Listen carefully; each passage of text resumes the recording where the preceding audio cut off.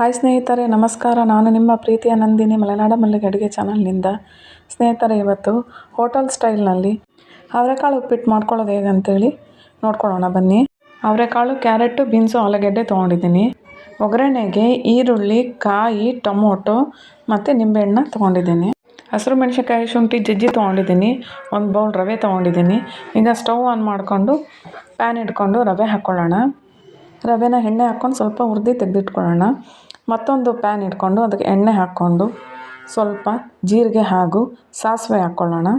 ನಂತರ ಕರಿಬೇವಿನ ಸೊಪ್ಪು, ಕಡಲೆಬೇಳೆನ ಹಾಕ್ಕೊಳ್ಳೋಣ. ಅದು ಕಂದಿದ ನಂತರ ಈರುಳ್ಳಿ ಹಾಕ್ಕೊಳ್ಳೋಣ.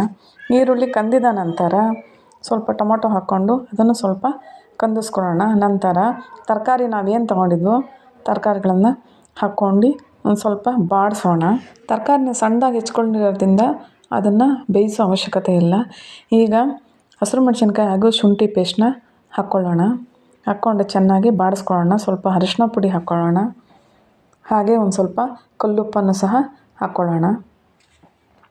ಥರ ಒಂದು ಸ್ವಲ್ಪ ಫ್ರೈ ಮಾಡೋಣ. ಈ ರೀತಿ ಒಂದು ಉಪ್ಪಿಟ್ಟು ಮಾಡೋದ್ರಿಂದ ಎಲ್ಲರೂ ತುಂಬ ಇಷ್ಟಪಟ್ಟು ಮನೆಯಲ್ಲಿ ತಿಂತಾರೆ ಸ್ನೇಹಿತರೆ. ಈಗ ಕಾಯಿ ತುರಿ ಹಾಕ್ಕೊಂಡು ಸ್ವಲ್ಪ ಬಾಡಿಸ್ಕೊಳ್ಳೋಣ. ನಂತರ ನಾವೇನು ಹುರಿದಿಟ್ಕೊಂಡಿದ್ವಿ ರವೆ ಅದನ್ನು ಹಾಕಿ ಇನ್ನೊಂದು ಸ್ವಲ್ಪ ಬಾಡಿಸೋಣ. ಅದು ಘಮ್ ಅಂತ ನಮಗೆ ಒಂದು ಸ್ಮೆಲ್ ಬರಬೇಕು. ಅಲ್ಲಿವರೆಗೂ ನಾವು ಇದನ್ನು ನೀರು ಹಾಕದೇ ಹಾಗೆ ಒಗ್ಗರಣೆಯಲ್ಲಿ ಬಾಡಿಸ್ಕೊಳ್ಳೋಣ.